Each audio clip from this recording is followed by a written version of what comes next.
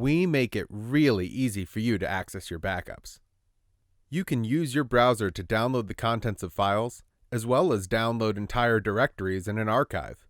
I'm going to show you just how to do that. To view a backup in your browser, simply go to the drop-down menu next to that backup. From there, simply click the magnifying glass to open up the backup in your browser. Now that I'm viewing the backup in my browser, I can look at individual files or even directories. I'm going to look at the Apache configuration on this server. If I want to download the entire configuration for Apache, I can simply click the directory. I can download the entire directory in my browser. There are many options for the type of archive you can download. Instead of downloading an archive, I'm going to view the configuration file on the server. I'm going to click into the Apache 2 directory, and then I'm going to simply view the Apache 2 configuration file. With this, I can very easily get a copy of what my file used to look like, so I can make modifications to simple files. This is very helpful for things like changes to htaccess files and other configuration files like that.